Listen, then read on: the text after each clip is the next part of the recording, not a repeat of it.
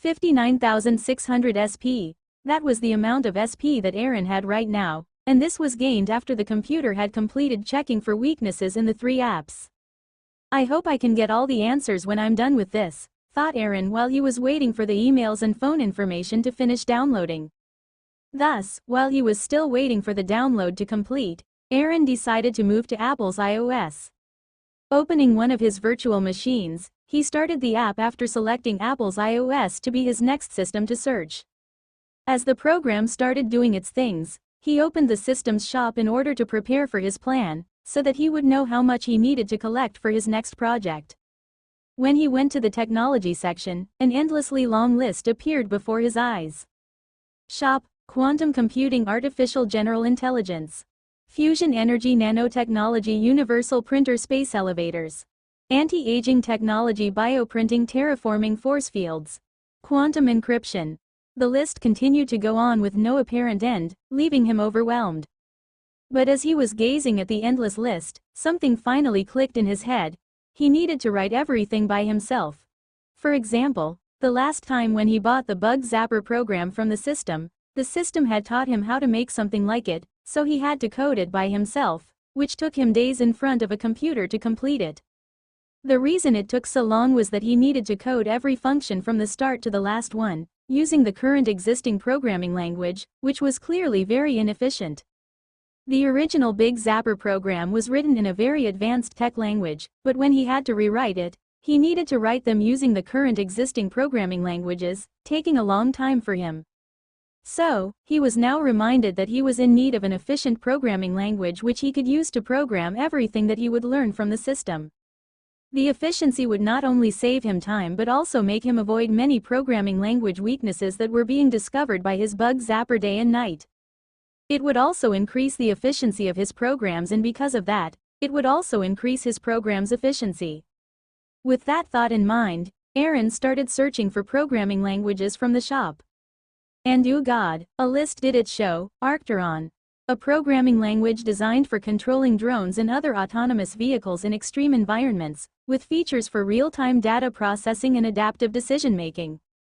CryoScript, a language designed for use in cryogenic computing, with features for managing the temperature and energy requirements of hardware. Echo, a language designed for use in acoustic computing, with features for processing and analyzing sound waves to create interactive interfaces. Hyperion, a language designed for creating immersive virtual and augmented reality experiences, with features for real-time rendering and advanced physics simulations. Omega, a language designed to be used in quantum computing, with features for managing and manipulating the qubits and quantum algorithms. Prism, a language designed for use in bioinformatics, with features for processing and analyzing large-scale biological datasets. Sentinel, a language designed for use in cybersecurity, with features for threat detection, network analysis, and anomaly detection. Terraform, a language designed for creating complex simulations of ecosystems, with features for modeling environmental processes and interactions between organisms. Vertex, a language designed for creating complex mathematical models and simulations, with features for handling large-scale datasets and advanced algorithms. Zenith, a language designed for creating artificial intelligence and machine learning systems, with features for managing large-scale datasets and training neural networks. The list continued to go on and on almost endlessly, but Aaron noticed that every language had a specific use, so he decided to make it more simple for him to make a choice. That was when he decided on listing the languages from their highest to lowest by price range. That's when he saw some weird programming languages which he couldn't even use currently due to their knowledge being too expensive to even think about buying it. Arcanum, a programming language that uses runic symbols to create magical spells that can control technology and manipulate data. RuneScript, a language that uses runic symbols as a form of syntax, with features for creating complex algorithms and managing large-scale datasets. Word, a language that uses ancient Nordic runes to create spells and incantations that can manipulate data and control machines. Eldertongue, a language that uses Celtic runes to create algorithms that can simulate natural processes and model complex systems. Futhark, A language that uses Scandinavian runes to create complex programs that can interfere with and control a wide range of machines and devices, from simple robots to advanced artificial intelligence systems. They continued to appear more and more as if the list was endless, so he decided to remove runic tech from the list so that he wouldn't get depressed about his SP poorness. After removing the runic ones from the equation, the best programming languages a human can use without the need for magic started appearing. Prometheus++, named after the Titan who is known for his intelligence and creativity, and is credited to have given fire, and thus knowledge, to humanity. C. A programming language Fro. Snake, a programming language Fro. There were many more, but he chose the one in the topmost list since it was the most expensive one, of course, if you don't count the runic programming languages. When he clicked for a description, it appeared in full with all the details it had. A powerful and versatile language designed to be used for everything from web development to scientific computing. With features like just-in-time compilation, static type checking, and garbage collection, Prometheus++ is optimized for high efficiency and performance. Prometheus++ is built with multi-platform support in mind, allowing it to be used on a variety of devices and operating systems. Its modular architecture makes it easy to write, manage, and debug code, and its functional programming support and concurrency features allow for a powerful and efficient computation.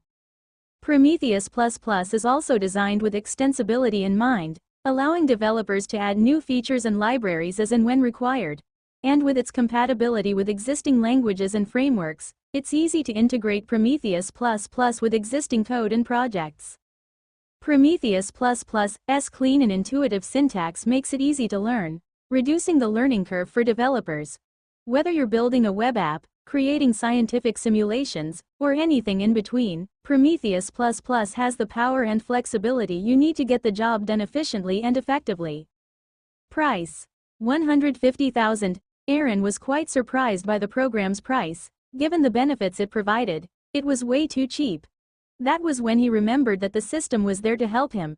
Them putting a price on something was to make sure that he is able to use the programs to their full potential, and make sure that he bought something for its usefulness to him and not just because he could. As some guy from the past once said, you always put importance on something you have worked hard for. If it is readily given to you for free, you won't know its importance. Sun Tzu. Maybe.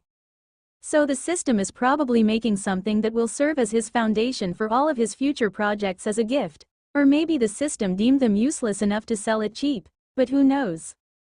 After that, Aaron decided that he was going to buy this program the moment he got the needed amount of SPs. He expected that all it would take him was to use the bug zapper for about 10 to 15 times on heavy systems to reach that amount. And since he already had about 59,600 SPs, he wasn't that far.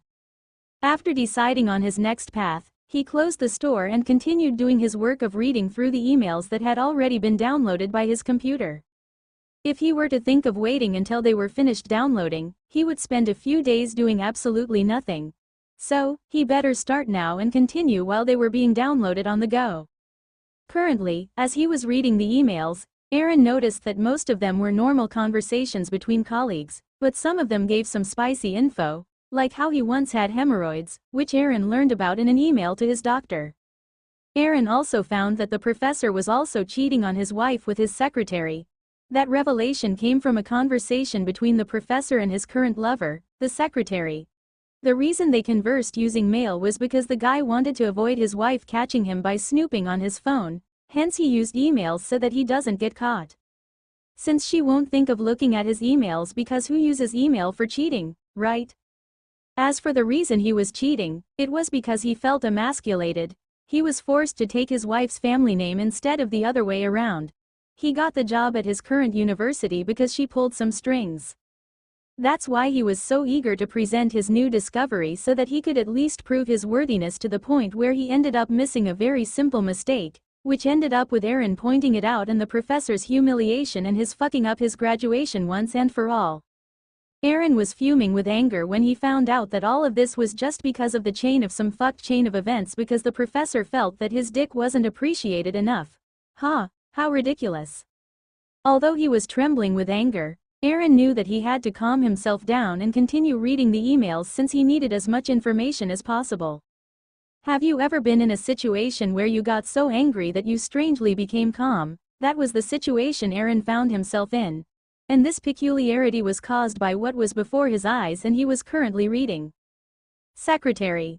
Are you okay, Professor? No, I'm not. That kid destroyed my shining moment.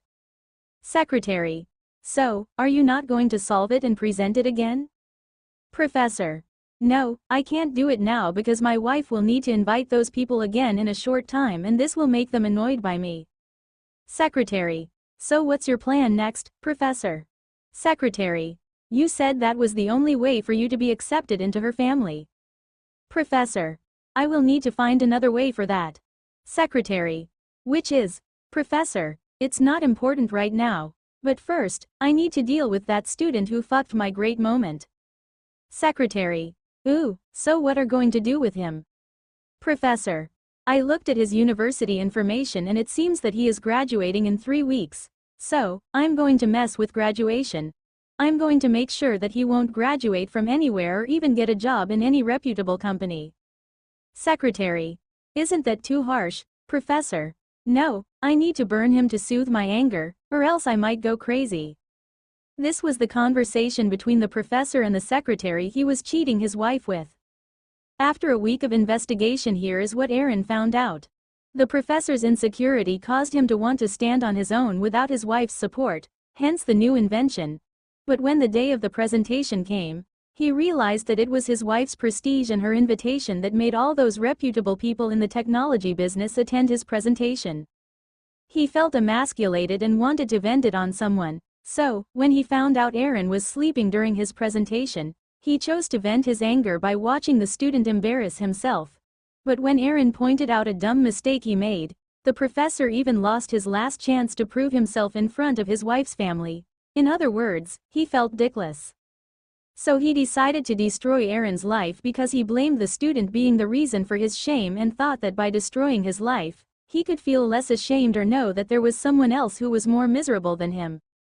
So, he hired someone to conduct an investigation on Aaron's background, and when he found out that the guy came from a low-income family and was only able to study at the university due to the scholarship he won. This meant that he could destroy Aaron's life without having to worry about a retaliation from the poor fellow. He paid the investigator to fabricate Aaron's thesis by making similar ones and making them seem like they existed there years before Aaron even knew the meaning of the word thesis. After that, he requested to be added to the thesis review committee, and when he was reviewing theses and arrived at Aaron's thesis, that was when he revealed that he had already read a similar thesis before, almost word for word. When they asked for evidence, the professor showed them the sites that his investigator had managed to put them on. That was how the professor managed to turn the other professors against Aaron, leading Aaron to be dismissed from the university just 3 days before could graduate. After Aaron was expelled, the professor felt that it was not enough and decided to make sure that he was deep in debt so that he wouldn't be able to overcome his poverty for a long time. Hence, he wrote a message to the scholarship department and asked them to increase the interest rate for the repayment to be stretched to the maximum amount of the agreed terms, which was 15%. But when the head of the scholarship committee denied his request, he ended up threatening him in an attempt to get him to approve it. However, he was still denied again. And a few days later, the head of the scholarship committee was fired due to some random reason. And the one who took the position next agreed immediately, which was why it took them a week before they sent Aaron the email to inform him that he needed to repay his scholarship and wanted to discuss his repayment plan options. So, currently, the people on Aaron's revenge list were the professor, the private investigator, and the new head of the scholarship committee. But Aaron knew that he needed to slowly and carefully plan his revenge and make sure that they didn't understand who was the one responsible for messing with their lives. As they say, revenge is the dish best served cold, Sun Tzu. For the sake of wanting to gather everything and know completely about his enemies, Aaron ended up using the weaknesses of Google, Android, Apple and Microsoft, meaning that he would currently be able to earn himself money from all of these companies just by reporting it and have them in return provide fair compensation. So, he decided to contact Felix. "Hello, my dearest customer," a voice came from the other side of the phone. "Ah, so I'm just a customer to you now?" answered Aaron in a voice that hinted that he was hiding his sarcastic cry. You see, in my law firm I'm currently their golden poster, you know, Felix continued jokingly. Then you shall rejoice, as I have a new job for you, Aaron said in a deep voice, reminiscent of Dr. Fate. You already found another victim? Wow, that's fast, Felix exclaimed, he was really surprised. Yeah, but there are 4 of them this time. Do you think you can handle it fast? Not just 1 but 4? Which companies are they? Now, Felix was not only surprised but was also awed by Aaron's speed of working, considering that only a month and a half had passed since their previous meeting with Facebook. YouTube, their parent company Google, Microsoft, Android and Apple. You think you will be able to handle it? No, I can't handle it alone. I might need some help from my senior lawyers from the firm. Is it all right if I do that? Asked Felix.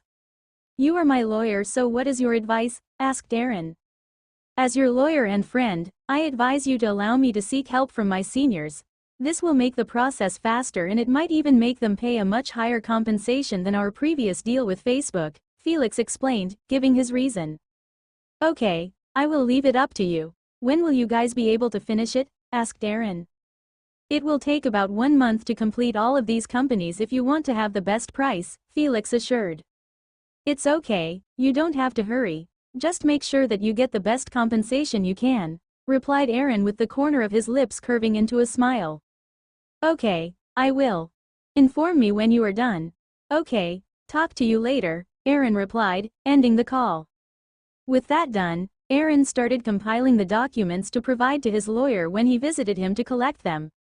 After he finished doing that as well, Aaron started opening multiple virtual machines and started running Bug Zapper on all of them and started having them to search for weaknesses in different apps.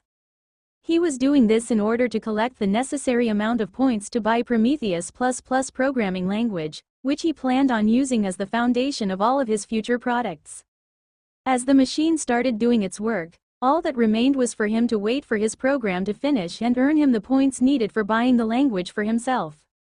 A week after the deal with Facebook, in Bluffdale, Utah.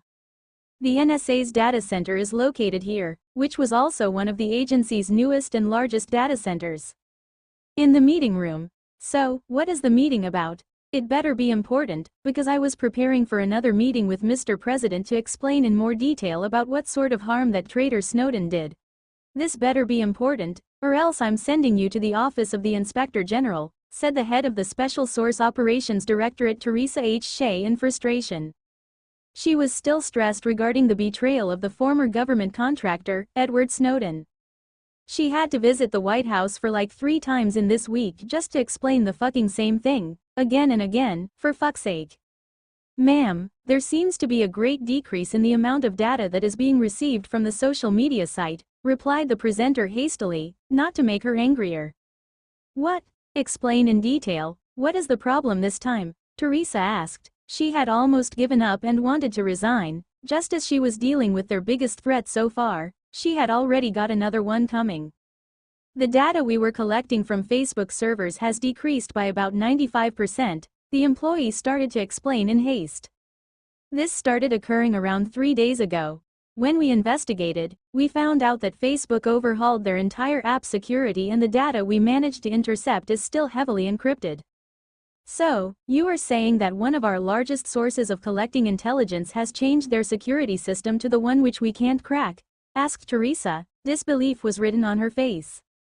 Yes ma'am, usually we would know of it beforehand if they would be updating their security system and we still get time to prepare for it, but this time, they did it suddenly, as if they somehow knew all of their vulnerabilities and the solutions to them at once, the employee explained. So, what is your response plan? Asked Teresa after pondering the situation for a moment. Ma'am, I suggest we should investigate the reasons behind it and how they were able to upgrade their security in such a less amount of time, so that we can manage to circumvent it and be prepared for it when other companies that we collect data from do the same, replied the head of the Intelligence Collection Department. Okay, we will go ahead with your plan and also find out who found those breaches and arrange a meeting with him. But prioritize the cracking of the firewall ahead of the other things, understood? Teresa instructed, after providing them with a direction of actions to follow. The meeting was dismissed, but they didn't fully understand the gravity of this current situation, assuming that it was a passing phenomenon. Also, because they were still in deep trouble from the court of public opinion after Snowden blew the whistle along with his subsequent asylum in Russia and even getting it. Putin's acceptance of Snowden's asylum request was seen as a giant middle finger for Obama's administration. Meanwhile, Aaron continued his speed run of earning points until he completed his 17th app and finally managed to reach the required amount of points. 170,600 sulfur monophosphide. With that done, he forwarded the app's issue data to Felix, who jokingly replied by complaining that Aaron continued to increase his job. Currently, Aaron had become their firm's biggest customer, because they were the ones negotiating the compensations with the companies on his behalf. Right now, they were negotiating as his proxy with Google, Apple and a few other companies which he had completed finding vulnerabilities from. They were at the last step of their negotiation with the first companies he had informed them of, but after he kept sending them more and more work, they decided to create a team that would be dedicated to only dealing with his work. The team would continue focusing on handling Aaron's job until they had completed all of the work that Aaron had sent to them, which now consisted of the vulnerability data from a total of 21 different apps.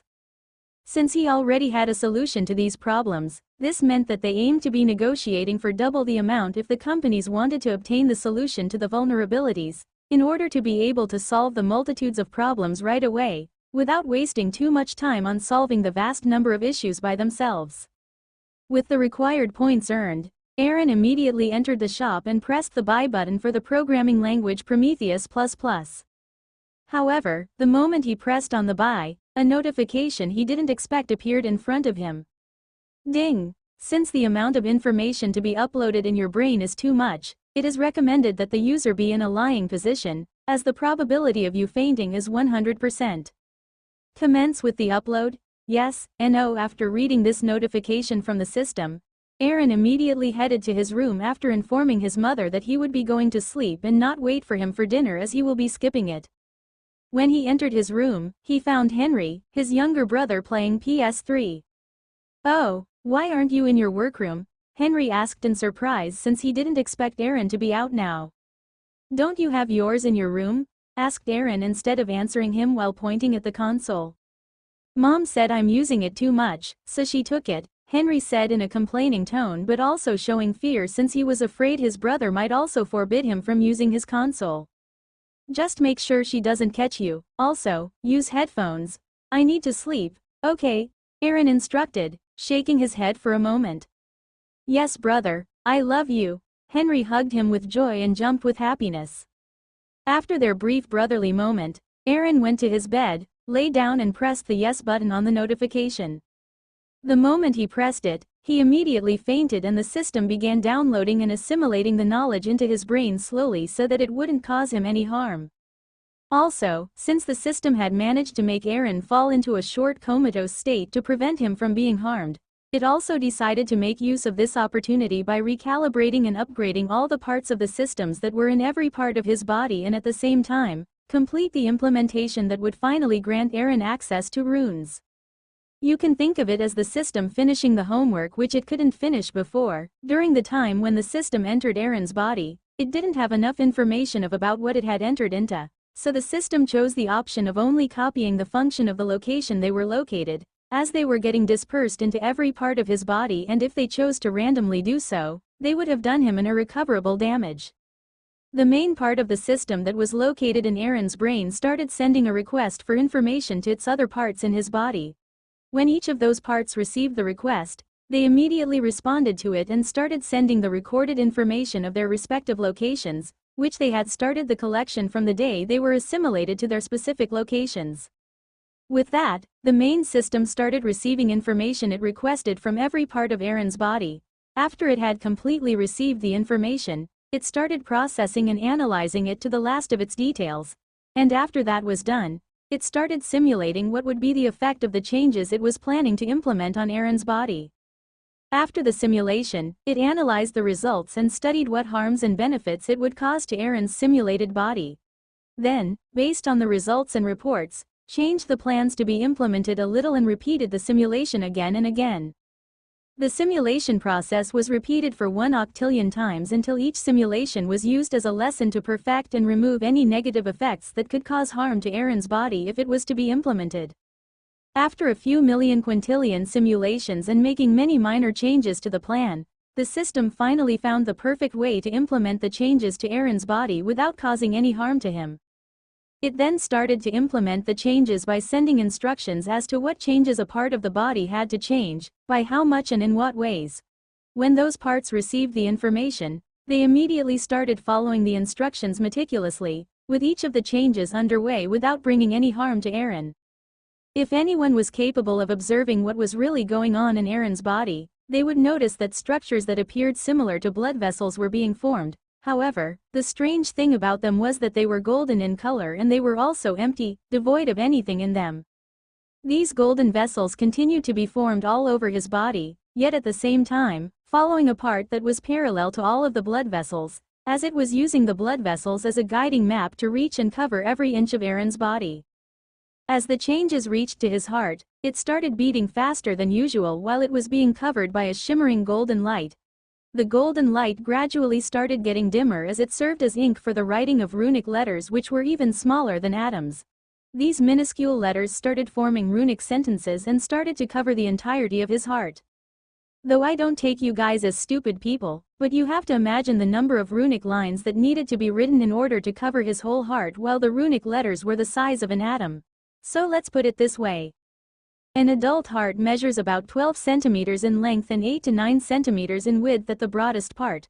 Assuming that your heart is a sphere with a diameter of 9 centimeters, then its circumference would be about 28.27 centimeters. Atoms are extremely small, typically around 100 picometers across. A picometer is 1/trillionth of a meter. That means one atom is about 0.0000000001 meters wide. To calculate how many atoms could fit around a heart, we need to divide the circumference of the heart by the width of one atom. That would give 28.27 divided by 0.0000000001 equals 282,700,000,000. This means you can write about 282 billion runic letters around a heart if they were the size of atoms. Sun Tzu the system continued with the writing of the runic sentences all around Aaron's heart until his whole heart started to glow golden.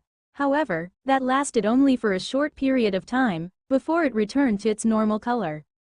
After that, it stopped beating for about 10 seconds, before the runic lines which covered all of his heart lit up and the heart started beating once again. However, this time it was not only pumping blood but along with it a golden liquid which started coursing through the newly constructed golden vessels.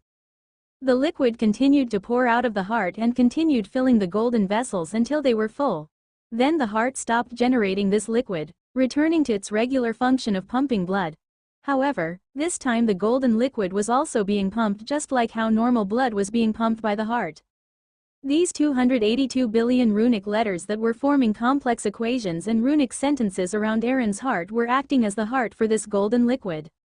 Doing everything from generating any lost golden liquid to regulating its amount and much more that Aaron would only be able to discover in the future after he manages to buy this knowledge from the system and learns how to use them to its highest potential.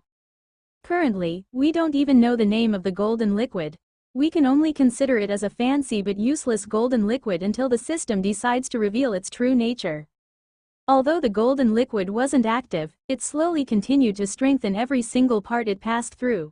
This meant that every part of his body was being strengthened since the golden vessels ran parallel to all the blood vessels when they were being created. The first changes were being carried on in the brain, as the first stream of golden liquid started arriving. Subsequently, this was followed by every other organ. Every time the liquid circulated through the body, these organs underwent some changes. Although the changes were minuscule, they would be accumulating over time until his body was strong enough to be able to handle it when it was time for the activation of the golden liquid. But that was a matter for later, next morning. By the time Aaron woke up, it was already morning. This meant that he had been asleep for more than 15 hours. But surprisingly, he didn't feel the heaviness one would be feeling after sleeping for such a long time. Contrary to that, he was feeling stuffed. Either he went to take a shit or he would explode, that kind of stuffed. So, he immediately jumped from the bed and hurried to the toilet like his life depended on it, because to the current him, his life really did depend on it. When he arrived and sat on the toilet seat, he had let it go Elsa style. What the fuck was that? Aaron thought as he was opening the window of the toilet to let the shitty smell out since the automatic air filter wasn't doing its job as great as it should have. This all started after he ran to the toilet to settle the number 2, but what came from there wasn't what he might ever have expected at all. He thought that it would be a normal bowel movement, but what came out from there was dark goo that was smelling like sewage. Also, he couldn't believe the amount of something like that had come out of his body, but all he knew was that something must have happened to him while he was asleep. But damn, that shit was smelly, holy shit. Thank God everyone was still asleep during this situation, else they might have wondered what was really going on. After he finished removing the goo from his body, Aaron finally felt peace. Inner peace, the Master Ogway style, seemed to have come to him. Curious about the reason behind this strange incident of needing to shit that goo thing, Aaron checked his status using the system to check his status since he was sure that the system was responsible for this. Status, he uttered. Status, name, Aaron Michael, age, 22. Height, 1.89 meters. System class, Rune Master, new, runic heart. Shop, 20,600 sulfur monophosphide, quest. When he noticed the new tag next to the runic heart, he knew that it was the reason behind this mess, so he immediately clicked it to see more information related to this. After he clicked it, a new screen appeared in front of him. Runic heart, status. Inactive, a special heart for the rune masters. It allows them to use all of the runes in existence if they possess the knowledge regarding it. Further information is to be provided after it goes into active status. Although the deprivation of details wasn't doing him any good, Aaron knew that even if he was told more it wouldn't have been that helpful because the heart was still in an inactive state. After getting rid of the smell from the toilet, Aaron decided to clean his body as he didn't know what else might have come out of it while he was asleep. With that done, he left the toilet to go and continue doing his daily quest. To his surprise, while he was running, he felt like he was flying since even after being almost halfway through his 15 kilometers run, he wasn't even out of his breath. Usually, he would need to rest for a few minutes before was able to complete the rest of it, but today, he kept going on until he completely finished the run without even resting for a moment. And even after that, he wasn't tired as usual and was rather feeling energized. So, he decided to continue and complete the rest of his exercises before he returned home. After returning home, he felt hungry and went to prepare himself some food since he hadn't eaten anything since yesterday and he hasn't eaten since yesterday. After cleaning himself once again and eating to his heart's content, he finally was ready to return to his office and continue with his plan. Sitting in front of his computer, Aaron was reviewing the knowledge of the Prometheus++ programming language in his head. The moment he thought about it, a vast amount of knowledge flooded in his mind, including every detail regarding how to use it and how to build the language. This meant that the moment he completed the making of this language, he would also be someone with the most knowledge regarding it since every detail about it was stored in his head. Taking a deep breath, Aaron fixed his eyes on the blank screen in front of him. His head had already mapped out every minute detail of the new programming language. He knew exactly what it was supposed to do and how it was supposed to work, but now came the remaining part, of actually bringing the programming language to life in this universe at least. As he began typing, his fingers moved across the keyboard with a fluid grace that belied the complexity of the task that was at hand. Lines of code flowed onto the screen, each one building on the last as the structure of the language slowly took shape. As he worked, Aaron's mind was a blur of algorithms and data structures. He had to make sure that every aspect of the language was perfectly written as it was needed, and every feature was written as it was being envisioned in his mind. Hour after hour, he typed tirelessly, his fingers flying across the keyboard as he wrote and wrote the code, checking it again and again until everything was just like it was supposed to be. Finally, after what felt like an eternity, Aaron leaned back in his chair and gazed at the screen. There it was, the code that would bring the new programming language to life. He pressed a button and the code began to compile. Aaron watched anxiously as the progress bar gradually ticked upward, his heart in his throat as he waited for the final result of his hard work. At last, the compiler finished its work and Aaron's programming language came to life. This was a moment of triumph, the culmination of 2 weeks of hard work and endless hours of dedication. It was a moment of triumph, the culmination of weeks of hard work and dedication. Aaron felt a deep sense of satisfaction, knowing that he had created something truly special, although the system gave it to him. Just let him relish this moment, guys. A language that would change the world of software development forever. That was if he released it to the public. A downgraded version of it, perhaps, but never a complete version, unless he had developed a better one. As someone once said, always stay ahead of others, Sun Tzu. With his new programming language at his disposal, Aaron decided to put it to the test by rewriting the bug zapper using this language, which would make it faster and more efficient. As he was writing the code for it, he suddenly stopped doing what he had planned as an idea came to his head. The idea was to formulate a bug zapper subscription program, so that companies won't have to always wait for him to find and make them pay him millions every time. Here is the plan. First, there was the basic plan. It was a free option and offered basic security and bug scanning for a single website once a month. It was just enough to show the program's importance and usefulness, but was not enough to make them able to continue to use the free version. The second plan was the Plus plan. It included more advanced security features. It also provided the ability to scan up to 5 times a month and also provided solutions, which could be useful if someone had a small business or website. The third plan was the Pro plan. It included everything that was in the Plus plan and also offered daily website scanning and a faster response time from customer support. The daily scans were for added protection. The fourth plan was the Elite plan. It included all the features of the Pro plan and also added more frequent scans and vulnerability checks. Finally, there was the Enterprise plan. This was the most comprehensive plan and offered all the features of the Elite plan, plus it had priority support and customizable reporting. He planned on downgrading the program that will be released for the subscription plan to not reveal those problems that haven't been discovered by anyone, but the moment they are discovered, it would be reported as a new bug to all users having the subscription. This will emphasize to them the importance of having and maintaining the subscription. Along with that, companies could also have access to an upgraded version of the program that would be available publicly by subscribing to the Enterprise plan. However, this has to be negotiated with him or his company, so that he will create the necessary program and set its price, which would vary, depending on the specific demands of the companies. Bug Zapper Subscription Plan. Stage 1. Free, Basic Plan. Access to a limited number of bug fixes, can report 5 bugs per month. Community support available, limited customer support. Stage 2.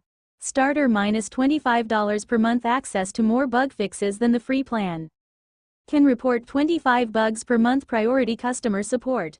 Access to community support. Stage 3, intermediate -$50 per month. Access to even more bug fixes, can report 50 bugs per month. Priority customer support. Access to community support. Bug tracking and monitoring system available, ability to suggest features. Stage 4.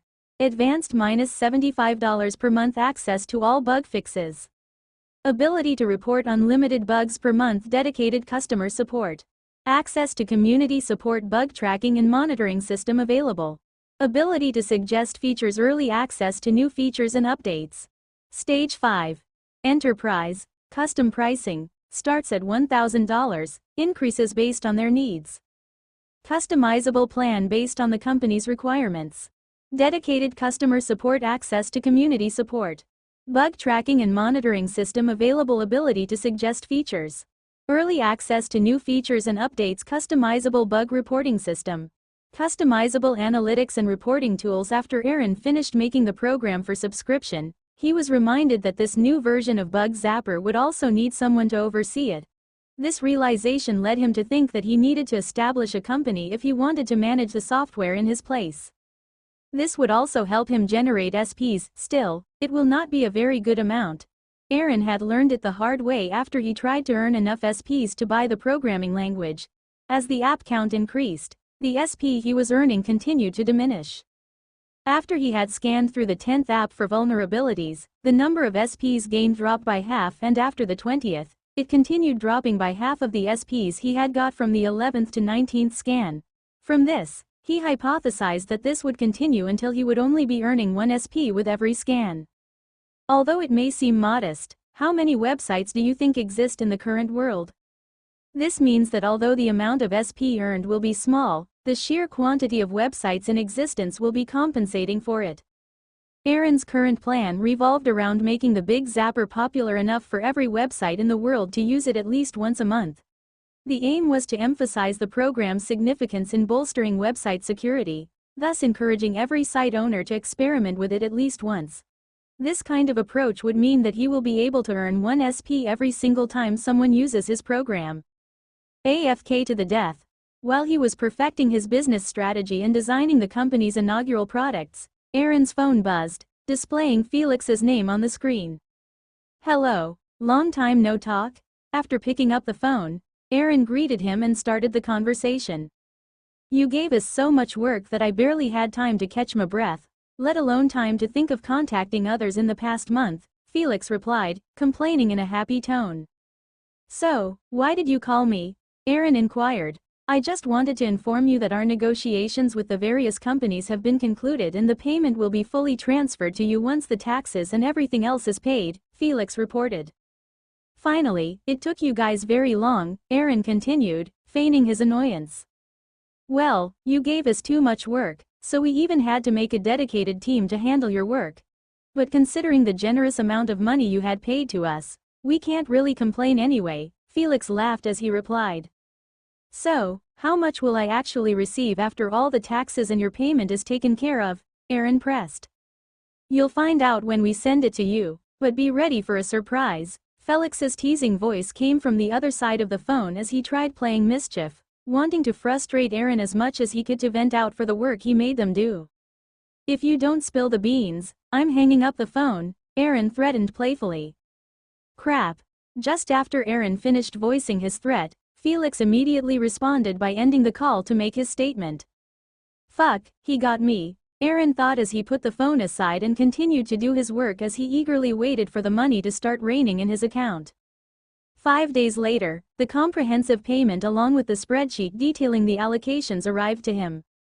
And here was the breakdown as to who paid how much. The figures listed below were after taxes and lawyer fees had been deducted. YouTube, Google+, Android and Google were treated as a collective entity paid as a one, and since Google in itself was among the companies that held the highest user base which depended on them to have the best top-tier security since their emails were used by almost anyone with an email. This meant that if there were any vulnerabilities in their system and were exploited, it would potentially jeopardize their reputation and have them almost get bankrupted, as almost every user who cared about keeping their secrets would have turned to their competitors. So, they forked the most money, and since they were paying for 3 of their companies, they paid a substantial amount of money, $335 million. This included buying the information about the vulnerabilities and their solutions to them as they needed to patch it as fast as possible, lest someone uses it against them. Apple. The company paid $87 million for both the weaknesses and solution for their iOS weaknesses since they put too much importance on keeping their iOS as a black box. Microsoft. It was also among those companies who paid too much money. They paid him $145 million for their weaknesses in Windows and the solutions to it. And oh god, was there enough bugs in it to write a book on what one should not do while making an operating system. Sina Weibo. Paid $17 million without opting to buy the solution. They decided to solve it themselves, worrying that if they were to buy the solution it would mean the other company knew how their app security works, and that was not good when it is connected to the CCP, knowing that the one who sold it to them was an American. That would put them on the radar. Qzone. Since it is owned by Tencent, a prominent Chinese technology conglomerate, they simply forked $33 million, mirroring the same protective reason as the one above. Twitter and Vine were parent companies, so they paid a joint sum of $75 million for the vulnerabilities in their solutions. LinkedIn, recognizing the significance of safeguarding its platform, paid $45 million for both problems and solutions. Instagram. Since they paid before as Facebook, they had already solved some similar problems in Instagram. So, the lawyers only managed to negotiate the remaining vulnerabilities that didn't exist in the list of those that were found and sold to Facebook before. So, they paid only $25 million for both the problem and solution pertaining to the newly identified vulnerabilities. Tumblr. Addressing its security concerns, they only paid $10 million only for being the problem and not the solutions to them. The remaining 4 social media platforms paid a total sum of $39 million since they were relatively smaller companies. This brings the total sum of the money amounting to $811 million, and this was after taxes and fees. If he didn't have to pay tax and lawyer fees, he would have more than $900 million, but brother IRS would be having a field day with him. And he wasn't ready for them. This meant he was almost a billionaire. However, he needed to make the money return to the market because the longer he held it as cash in his account, the longer inflation would erode their purchasing power per dollar. Also, although he already paid tax for it, he would still need to continue paying taxes for any interest that he earns from the money if it were to stay in the bank. However, all these thoughts were cut short when he unexpectedly received a phone call from an unknown number. Curious yet at the same time cautious, he picked up the call. Aaron. Hello? Hi, is this Mr. Aaron? Inquired the voice on the other end. Yes, speaking. May I know who this is? Aaron asked since he didn't know who had called him while he was relishing his net worth. Hi Aaron, this is Mark from the American Bank. I wanted to talk to you about your account, said the voice on the other side of the phone. Oh, okay. Is everything all right with my account? Aaron asked, startled by the call and wondered if something bad had happened to his account. Bank worker. Certainly, there is no issue at all. Actually, we wanted to arrange a meeting with you to discuss your account further. Aaron. Okay, but what is this meeting about? Aaron answered while releasing a sigh of relief, knowing that nothing bad happened to the account. Just think about it, right when you almost became a billionaire, all of your money was stolen from you. That would be a suicide level of tragedy right there. Thank God something like that didn't happen. Bank representative. Well, we have noticed that you have a significant amount of money in your account and we wanted to go over some options with you. Aaron. Oh, I see. Yes, I earned a large sum of money recently. Bank representative. Indeed, we have taken note of that. Congratulations, by the way. Thank you, Aaron replied, feeling happy about it while replying calmly. Bank representative. We would like to send you a Black American Bank card. To proceed, we need to confirm your address. Aaron. Okay, that's fine. I will provide you with my address. Bank representative. Great. Also, we would like to introduce some potential investment opportunities with you during the meeting as well. Oh, I see. Well, I'm interested in investing, but I would prefer to gather more information before committing. Aaron replied in surprise since he was also thinking about investing his money in order for it to not just remain in his account to just accumulate interest. Still, he wasn't completely sure as to what to invest in, so he might as well meet them and hear their investment plan and then decide on his plan based on that. Bank representative. That's completely understandable. We can arrange a meeting with one of our investment advisors. They will help you go through your options and address any questions you may have. Aaron. Okay, sounds good. Bank representative. How about next Wednesday at 2 p.m.? Would you prefer the meeting to be held at your residence or a nearby establishment then? Aaron. Yes, next Wednesday at 2 p.m. works for me. Let's hold the meeting at a nearby establishment. Bank representative. Great, we'll see you then, and once again, congratulations on your success. Aaron. Thank you, I appreciate it. Bank worker. All right, have a great day. Aaron. You too. With the call concluded, Aaron chose to calm himself down a little before he started continuing with his work, lest he ends up messing something up due to his excitement. While he was resting to calm himself down from the excitement, fatigue overtook him as he fell asleep and drifted into a daydream. His subconscious kept smiling. I wonder what he was dreaming since it was possible to see that he was drooling from his mouth with that creepy smile on his face.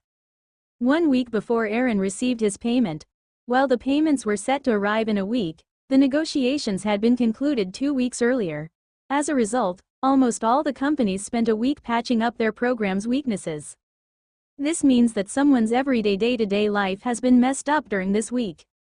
Bluffdale, Utah. The NSA's Utah data center this week has been nothing short of hell for those working at the center because almost 17 data collection points have been blocked one after another, cutting off their access to virtually all the social media sites.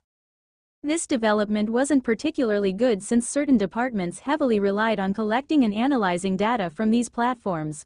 Losing access to these sites meant that they had lost almost all of their functionality within a span of a month. This all had begun from the loss of access to Facebook's data, and while they were trying to solve this one issue, a cascade of 17 similar problems rose beside it, one after another. NSA conference room. Everyone from the Department of Special Source Operations Directorate had gathered in the conference room due to the meeting room needing to be larger to accommodate the whole department to fit everyone in it. The head of the department, Teresa H. Shea, stood in front of everyone, ready to begin the meeting. A moment later, she started addressing. Since everyone is here, let's commence the meeting. But before that, Noah, why don't you catch us on what has been going on? Teresa said as she pointed at the team leader, Noah, who was the first one to report the situation a month ago when Facebook first strengthened their security patches. Yes, ma'am, Noah replied, rising from his chair and heading off to the stage to take hold of the microphone. He then began explaining how the situation had unfolded from the beginning. After clearing his throat and adjusting the microphone, signaling to the crowd that he was about to begin, he began describing the situation and the various circumstances they had come across. It all started a month ago with Facebook when the amount of data we were able to collect from it before was significantly reduced. And after just another week, all the data that we managed to continue collecting became encrypted. Since then, we have been struggling to break the encryption, but that has yet to give us any results. Over the past week, this same trend has spread to many of the famous social media sites that have started to follow suit. As of now, we have finally reached a point where all the data we were able to collect from nearly 17 different social media sites is not heavily encrypted. Just as he was about to continue, a voice came from the crowd interrupting him while asking, could it be Russia? Noah paused for a moment and then responded, initially, we also suspected that Russia might be behind this. However, after conducting a joint investigation by collaborating with the FBI, we discovered that some of the known Russian agents within the US were also attempting to uncover the source behind this encryption. This seemed to be a problem that they were facing as well. Did you manage to interview any of the employees from those companies? Queried another person in the room. I was about to address that point next, Noah replied. And the answer is yes, we have interviewed a few employees through the FBI. He then proceeded to share the results of their investigation. Based on the information we have gathered, Facebook had been contacted by a man named Aaron Michael. He had also set up a meeting with the company, and their meeting proceeded without any problems.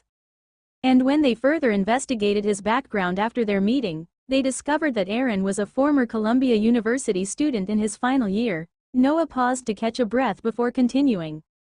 But he was expelled for thesis theft, allegedly, which left him in dire need of money. He could not get a job without a diploma and was also left with massive student debt.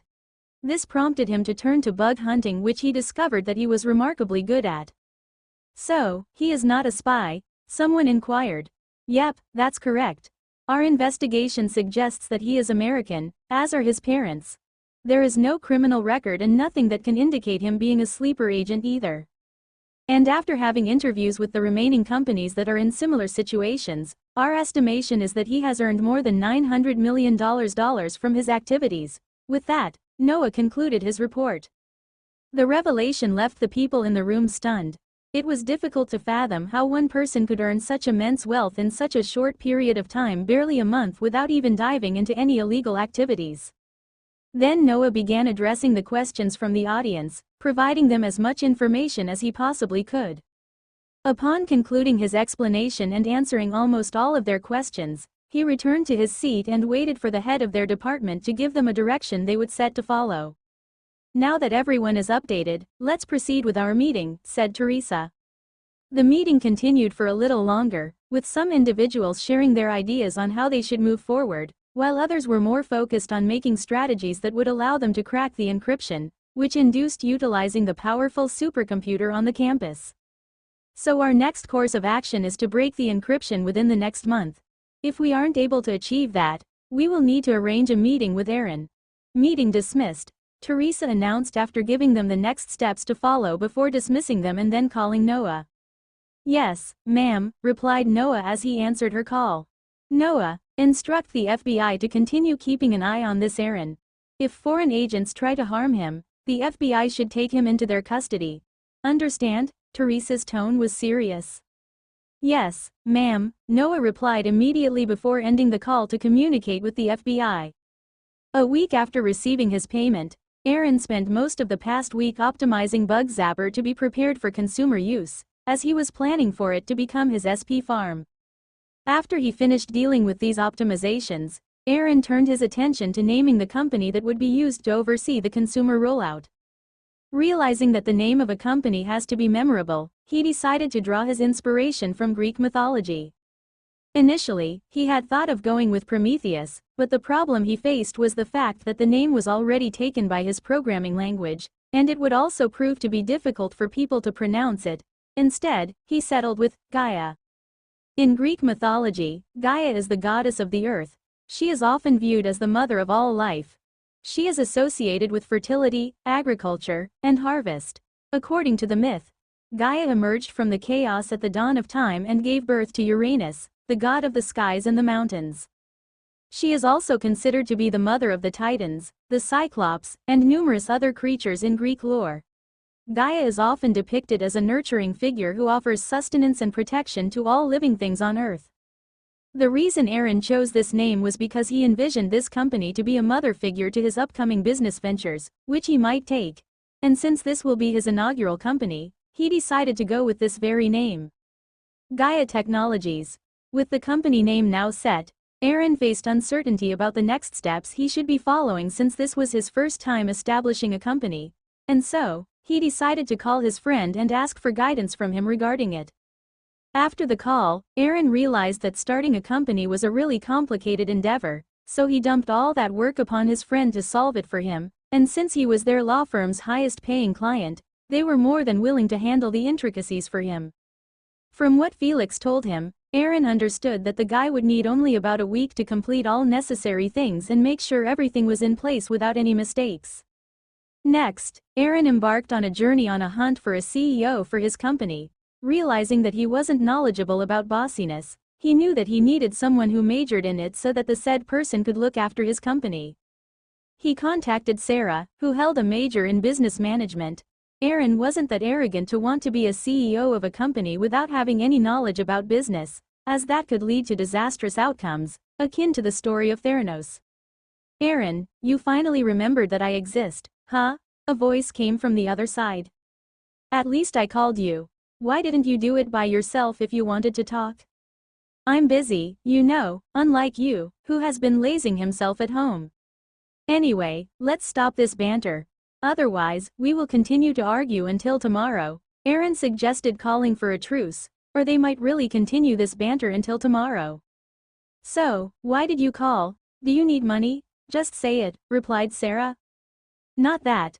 I need a CEO for my company, and you were my first choice. Are you up for it?" Aaron inquired. "What company? Explain in detail first before I make my choice. If you are joking, I'm blocking you for 2 months, understand?" Aaron then immediately proceeded to give her a detailed explanation of the company and its products during their conversation. Their discussion continued for around half an hour. However, given that Sarah couldn't believe what Aaron had bragged about the app, she decided to visit his house in the evening to take a look at it and check it by herself before committing to a decision. While Aaron was waiting for his lawyer to finish the process of founding the company, he had already convinced Sarah to be his company's CEO. She agreed immediately after Aaron showed an example by using the app to vulnerability check fanbase.com website. After the results came, he hacked the site and managed to get admin access by following all the steps that were showed by the app's subscription version. When Sarah saw what the app can do, the gears in her head were turning like jet engines. Although she was not an engineer, she knew the importance of cybersecurity better than anyone because in the past she suffered hell when she messed with Aaron and he decided to mess with her. That became a good lesson to her and she started taking Aaron's advice seriously when it came to cybersecurity. "How will you verify if the user is the owner of the site or just malicious user?" she asked after spending about 30 seconds of thinking. "Yeah, you are right, if anyone can use it they can use it for anything on every sites," replied Aaron as he was so focused on making the program ready for release that he didn't think about that. "How about we start with only verified and approved companies at first, like the ones that we have already sold them some of the weaknesses," replied Aaron. "We can also lock those companies' account to only be able to check their apps only," added Sarah. How about we also make it possible for others to apply for subscription but they need approved credential for it? Aaron also added while hiding being happy for hiring Sarah as his CEO, as just before they even started working she already helped him avoid a giant lawsuit that would have made him stay away from computer for life. What are the credential going to be? Asked Sarah. We can think about that later, but first we need to make it accessible for the government institutions to protect their systems, or else we will be fucked if someone used it to attack them while they are not ready for it, replied Aaron. Are they not going to be using it against the people they suspect? Asked Sarah, worried that it might be bad for the company image if it allows the government to be able to have access to all sites without warrant or anything. We will also be locking it to only their systems, so that they can't use it to infringe on other sites. That way we won't be choosing sides. Aaron added and continued. First we need to have a talk with them, then when they are fully prepared we can start releasing it to the public. This way it will cause as little harms as possible, finished Aaron. They continued talking about how they could make the possible negative impact as much as possible. This led to them having continuous meetings for the remainder of the week until when Felix contacted them to inform them that he had completed the registry of the company. That's when Aaron was reminded how long it took for the law firm to complete the negotiations with the companies. This meant that it will take longer for his company to be able to complete the negotiations with the government. He decided to make a bold move and buy the entire law firm, so that he could have them work solely for his company and protect its interests. He decided to acquire the law firm because it specialized in tech-related cases, meaning that all the lawyers working there are either specialists when it comes to tech-related laws or are on their way to becoming that. But first he needed to do some capital infusion to his new company. That way he could make his new company capable buying the law firm for it to be able to focus solely on the company. After he infused $550 million in the company for it to buy the law firm at the price of $300 million, $100 million was for the company to create a new and latest data center for him to use it for his next planned project. And the remaining $150 million for the company to start the hiring process. 2 months later. It took Sarah a month to finally finish making everything ready and for them to start operation. The reason it took that long is because she was dealing with 2 massive projects at once, the acquisition of the law firm, and the hiring and training of new employees. As for the server farm for new product development, she decided to postpone it a little until everything is stabilized and in order. During the 2 months, she managed to complete the acquisition before she completed the hiring process. So, while she continued hiring, she went forward and made the law firm start the process of contacting and beginning of the negotiations with the government institutes. Currently, the law firm was already in the middle of the negotiations with CIA, FBI and police. But while they were negotiating with them, they received a contact from the place they were not expecting at all. The NSA contacted them for cooperation on their security system. The reason Sarah left them out is because she didn't expect them to accept working with a new up-and-coming company. What she didn't know was that they were the first to know about them, since they were already keeping a lookout on Aaron and his family. So, the moment Sarah and the company contacted the FBI and other agencies for meetings and negotiations, the NSA learned about it at the same time as them, and after learning about the product their company was introducing, they immediately connected the dots and found out this was the program that was causing them a hellish life for more than 4 months, and they still haven't solved it yet. Their negotiations with the NSA was smoother than a hot knife through butter. This seemed weird to Sarah because the other agencies kept prolonging the negotiations for some weird reasons. So, they managed to complete their negotiations with the NSA first, even though they came last. They agreed to pay a trial fee of $15 million for a period of a month in order to test the program before they fully commit to it. And right after that, an order from the top came for all the agencies to postpone their negotiations for a month. This was when Sarah found out the reason why it took them too long than expected when they were negotiating with other agencies except the NSA. This meant that they were ordered to wait for the NSA to completely evaluate the program and comb through it for any Trojans and other malwares that could be used to harm the state, its infrastructure or its citizens. So, she had to wait for their evaluation to be completed and be green-lit before they continue their negotiations with the other agencies. So, since one of the 2 things she was currently focusing on came to unexpected halt, she decided to start the currently postponed project, the server farm project. From Aaron's specifications about the project, he wanted her to invest at least $100 million of the remaining budget into the project. He also wanted it to be made with upgradability in mind for rapid upgrade when a new technology appears. This means that they will have to start by renovating the warehouses they bought, install cooling system, buy new servers, add high-speed internet connection and more. Even with all those demands in mind, that amount was still enough to create a server farm the size of almost 4 football fields. And Aaron wanted all of it because he wanted to start the development of the next product of the company. Sarah expected it to be completed within 6 months.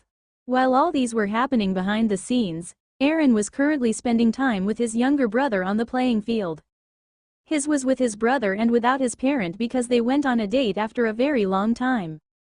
They haven't been spending time together for a long period of time because they had to look after their family.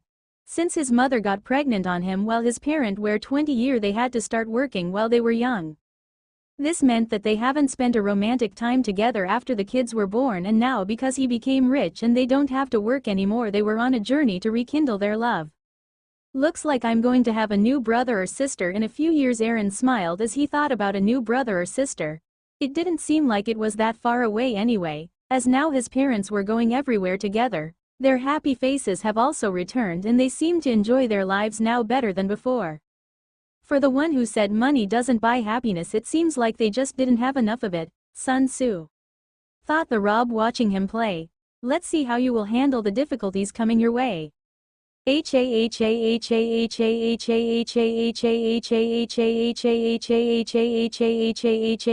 voice continued echoing in the void of space till it returned to its silence as if it didn't exist at all. Bluffdale, Utah. Although the new NSA data center here was online, not all servers were used for the same purpose. Nearly half the data center was being used to test new program before they are approved for the NSA use. Today all the servers that were usually being used for testing new programs was fully booked for the whole of the next month. The reason they booked it for the whole month is because they needed to fully make sure the program they will be testing be safe and harmless to their overall system. Noah entered a room full of people in front of computers waiting for him with a hard drive on his hand. This room was directly connected to the servers that is used for testing. The hard drive had the program that is to be tested. After he sat on his chair, he took the hard drive and inserted it to the port and transferred the program to the server. The moment it finished copying, he removed it and put it aside to make if a problem happened to their servers they had something to check it first. Okay guys, the program is already in the server ready to start testing. I want everyone to focus, understood? Said Noah while standing and making sure everyone heard him and is focusing. This is the program that we suspect to be the one giving us a headache, but it might also be something else, so make sure you look at the server's behaviors when we begin operation. Okay, doubled down while also emphasizing on the importance of it to them. Yes, replied nearly everyone except the introverted ones who were just focusing on their screens looking at the server's parameters. Noah sat down after being satisfied by their focus and decided to start the program and see if it could do what it promised. Holy fuck, said some dude in the room while looking at his screen.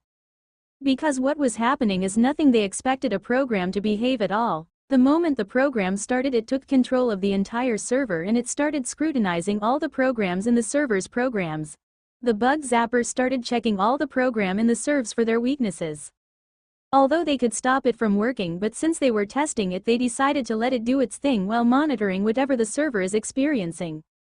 The program, Bug Zapper, started operating the server to its full capability to reduce the waiting time for the program to finish its job faster. After 3 hours of the servers being punished by the program decided to spare the server by finishing its work of looking through all the programs in the server. During those 3 hours, it was a living hell for those who were doing the job of looking at the server's real-time operational data. The reason is that the server was made to test many programs at once without interfering with each other. Another reason is that there is no program in their current program library that was capable of utilizing this server in its entirety because it was massive. The exact capacity of the center is classified even to those in the NSA low access, but some estimates suggest it can handle and process up to *5 zettabytes of data. So, what kind of program do you think is capable of utilizing it to its fullest potential? To put that in perspective, if you had 5 zettabytes of songs, You could listen to them for over 10 billion years? Now that is a long-ass concert if you ask me. Now imagine if your job is to analyze how a program utilized the server to its full capacity. Yes, that. May God have mercy on you. Now for the rest of it. The moment Bug Zapper finished its job, it started dumping PDF after PDF for every program that existed in the server. Bug Zapper has went through more than 100 heavy programs in just 3 hours. These programs weren't just like those of Facebook and the like, they were massive programs that were meant to be able to utilize the massive amount of data they were collecting, so they needed massive infrastructure in their programs to be able to handle it. In return they had some bugs, I meant many. This meant that, since they were heavy programs meant the amount of weaknesses were too much. Have you ever seen a PDF with a size of 2 gigabytes or more with just words only? There was 45 of them here. We are fucked, that's what Noah was thinking when he looked at the number and size of the nearly 100 PDF on the screen. He chose the one with the smallest size of about 350 megabytes to just look at the contents of the PDF. When he opened it he nearly fainted when he saw it had 15k pages, meaning that if even the smallest one among them is 15k pages, the largest will be the size of a library. Fuck no, he thought as he started reading the documentation done by the program. The more he read the brighter his face became, because nearly 10 pages were spent on explaining just one vulnerability, how to exploit it and how to solve it while going to the excruciating details of it. The moment he finished reading the first 100 pages he knew that they lucked out on finding this program. So, he called her superior and informed her about their findings. When she heard the full explanation, she immediately suspended all the non-urgent projects and diverted all of the manpower to this project for them to look through all the PDFs by the end of the week. After that they will prepare for presentation because she will have to present it to Mr. President if what he said turns out to be true. Somewhere in America. Comrade, where are you on the investigation on what happened to those social media companies? Asked a voice on the other side of the phone. We are still looking through suspects, sir, as the FBI and NSA seems to be on the lookout when it comes to this case, and if we act rashly it might attract their attention to us, replied Vladimir. So, when will the report be ready? Asked the voice calmly. Within 3 months the earliest if we don't want to alert the feds, and I'm working on converting someone in the FBI to our side. By that time he will be ours and we will have their full investigation report in front of us, replied Vladimir with confidence. Okay, stay in contact, said the voice. Yes sir, replied Vladimir and waited for the one on the other side to end the call. After the phone call ended, Vladimir left his FedEx car and carried a box to deliver to its address and continue with his day-to-day work as Jimmy. Back at the NSA, while others were reading through the PDF documents, the remaining few were trying to use Bug Zapper on the Chinese and Russian sensitive infrastructure that I currently online in order to have access to their full list of vulnerabilities. That's when they encountered a problem, and after a few tries they discovered what it was. They couldn't use Bug Zapper for anything online. They needed to have the source code of the entire program locally and in the same device as Bug Zapper for it to do its magic. This was also why the program only searched just over 100 of the programs, as there were more than 1,000 of incomplete projects in the server, but since they were incomplete Bug Zapper didn't even look at them.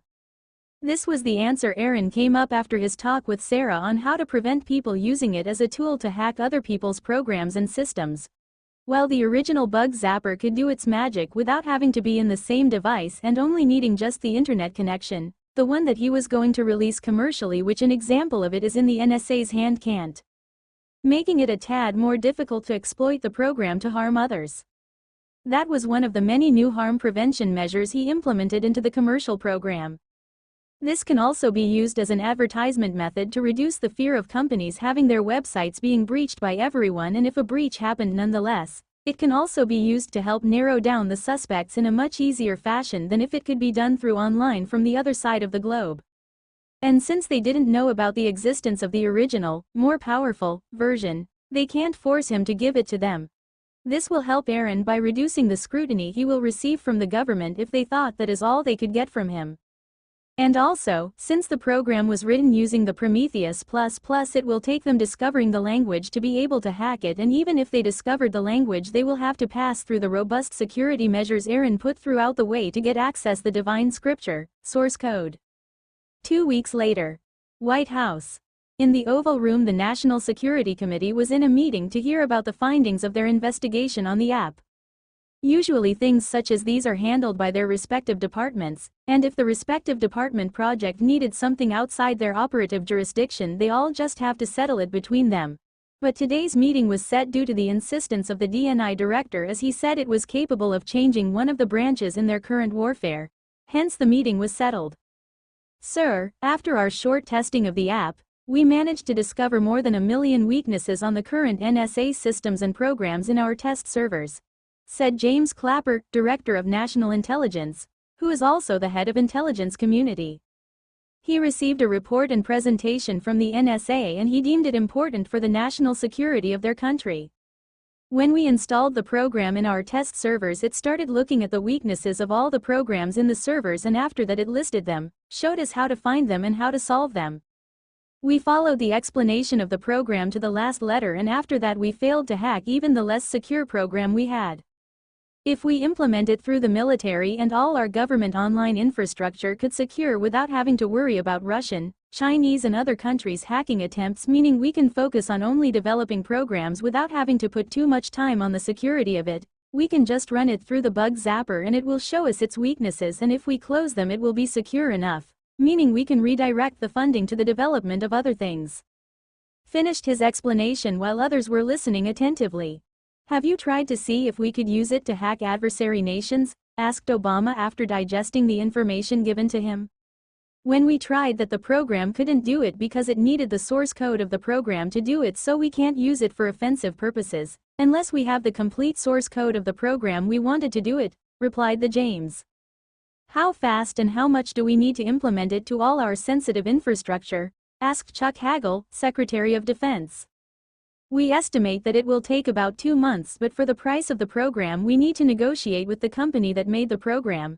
But we need to come to decisions fast because the company was preparing for commercial release of this program and they decided to inform us so that it doesn't negatively impact us if it was released without our preparation, answered James and continued. But if we want to implement it to our entire sensitive infrastructure, we would need to pay them at least $10 billion, finished talking James. What if we share the cost with our NATO allies? Asked Joe Biden, the vice president. Yes, that makes sense. It will also keep us on their good sides, added Obama. Also, because if they learned it when the company officially releases it to the market, it will make their responses unorganized since they will all be rushing to cover their own infrastructure's weaknesses. But if we jointly do it, the harm that will be caused will be reduced to the minimum, said John Kerry, Secretary of State. They continued to make their plan with more details. The meeting continued for about 3 hours. After it was completed, they left with a small plan that is to be planned in more detail for the NATO-wide implementation of the use of bug zapper in their important infrastructure. They would have a meeting in 2 weeks' time, and during that period the Secretary of State would have to contact the related governments and plan for their joint implementation. This period will also be used to contact the company that made the program for their joint negotiation. Sarah was in a meeting with the department that was currently dealing with the making of the server farm. So, what step are we in? Asked Sarah. We have already completed the procurement of the location and we are on its final step of planning the renovation of it, but we are waiting for the engineering firm to complete its redesigning of it, answered the head of procurement department. When will the renovation be complete? We expect it to be done within 3 months. What about the procurement of the machines and hardwares for the servers? We have already completed ordering them, but only a few of them have arrived and we have stored them in a warehouse we are currently renting. For those that haven't arrived, we are expecting them to be delivered within the month, answered Dave, the head of procurement department.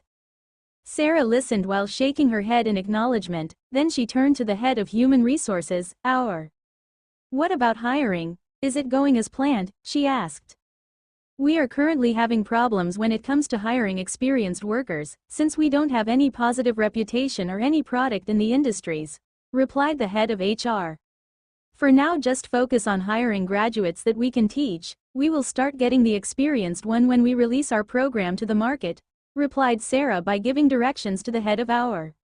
Yes, ma'am. They continued the meeting about the preparation of the official release of Bug Zapper.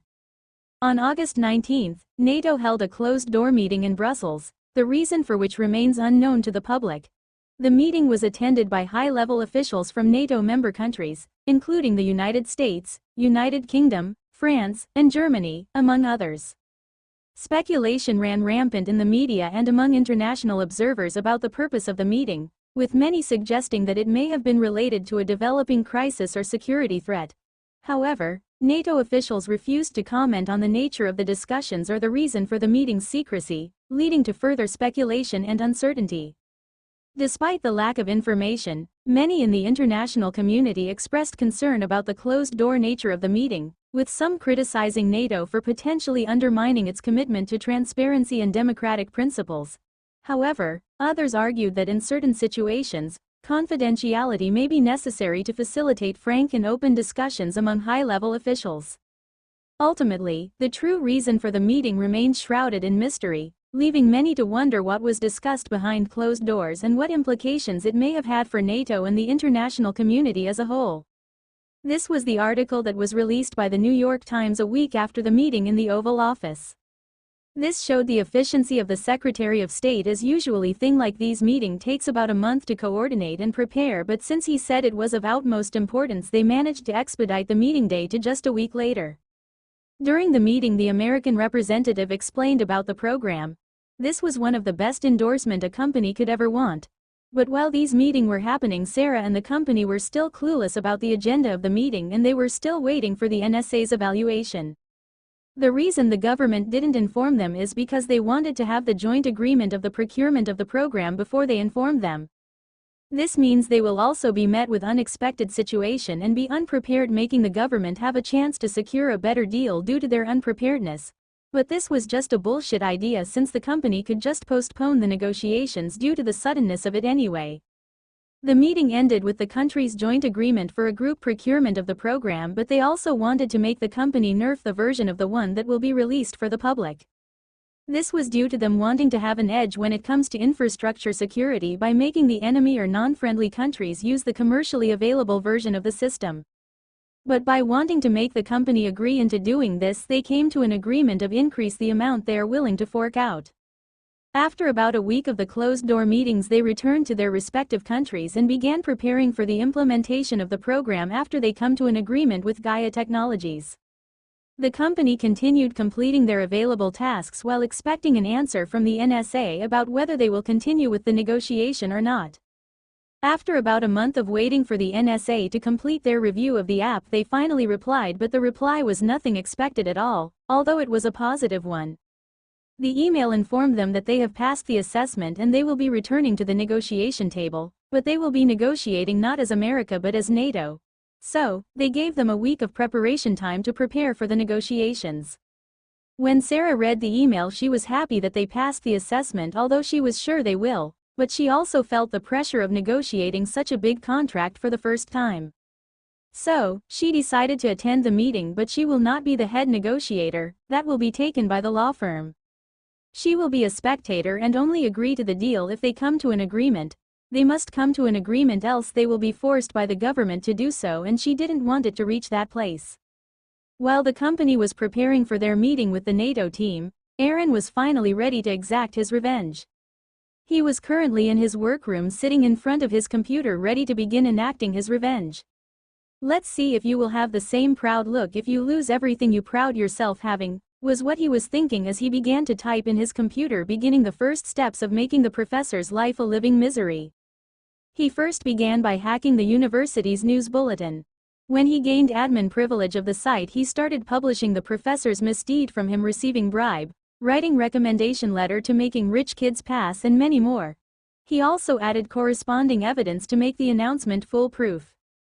After he completed writing the article, he timed it to be published in a week after today, as this was the second step of his many plans to break him step by taking everything from him. Next, he accessed the server where the contacts information of every student, teacher and anyone related to the university, and programmed it so that they will receive a notification the moment the article went live. Now, let's see how your wife will react to the news of you cheating on her, Aaron said while smiling as he was sending her the intimate messages, pictures and videos between the professor and the secretary, making sure that she understand beyond doubt that he was cheating on her no matter how dense she might be. removing his access to an influential helping hand, which was his wife. That's the reason of this step. Him removing the professor's wife from the equation will mean that he doesn't have to fight against her influence to get to professor. And what way is better to remove her from equation than telling her that her husband is cheating on her? Although Aaron didn't know why her family or the professor's wife was influential, he didn't manage to find it from the internet. Even after he tried digging deeper, he still found nothing, as he didn't know how to even investigate someone online. So he decided to remove her from the professor because an enemy you know their abilities is better than the one you don't know. After doing that, he decided to punish the private investigator who was the one who found his information after being paid by the professor. Although the man was just doing his job, he needed to pay, as what he did caused a series of problems for Aaron.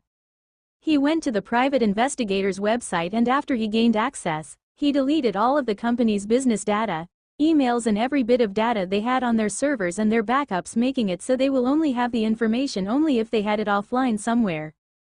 This was all he did to the private investigator. He didn't need to do more, as this might even make their business bankrupt.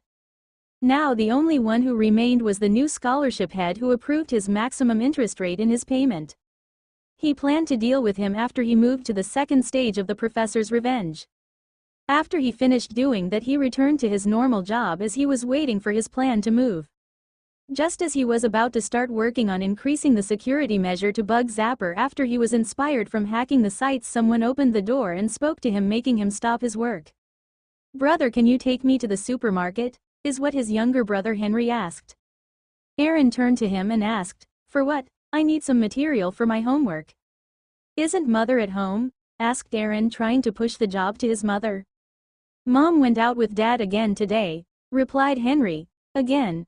Arg, okay, let's go," stood Aaron as he gave up. Although he was happy about their parents spending time together, they were too enthusiastic about it, as if they were trying to compensate for the time they lost when they were looking after them. So, he was pretty sure someone new will join their family soon. His younger brother Henry was too happy to go with him because he can ask him to buy him anything and he will end up agreeing to it, while his mother will deny it if it's useless. After a short preparation, they went down to the garage and took the car and left for the market to buy homework material.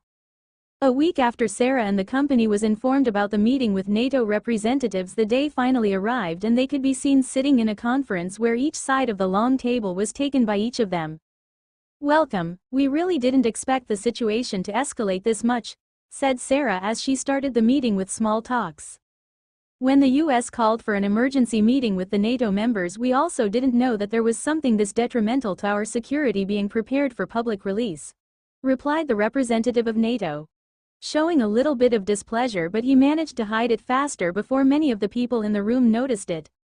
Sarah and the senior law firm member managed to catch it, but they decided to not bring it up.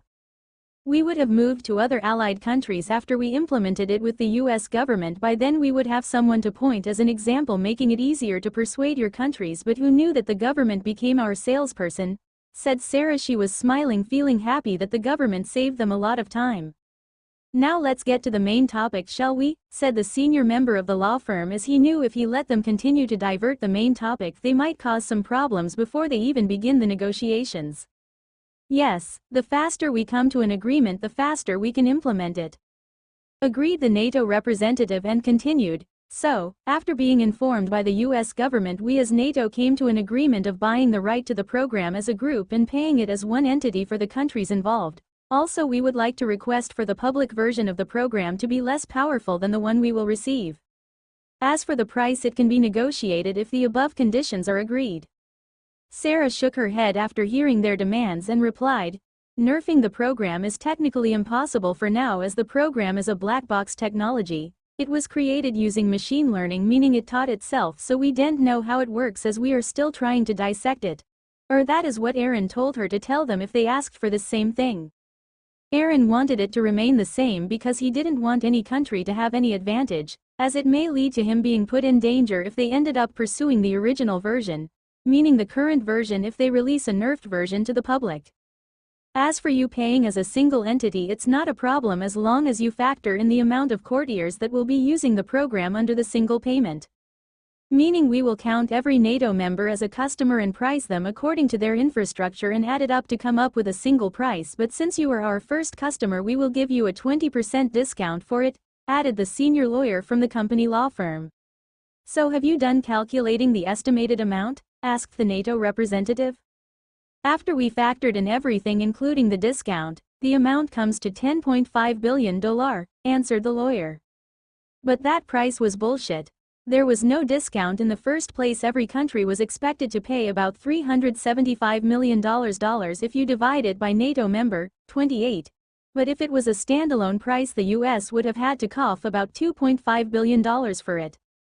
The reasoning to it was that if they paid, they will have bought the program's license for life, meaning unless they released a new and better then they might have to pay a little for the upgrade, but it won't happen anyway. That's higher than we expected, said the NATO representative, making a frown face. But he was lying. They expected to cough at least $15 billion for lifetime license, but who said he shouldn't try to bargain the price right? With that they continued haggling back and forth between the NATO and Gaia representative. This time Sarah was quiet as she left their representative represent them, as he was more experienced when it came to haggling.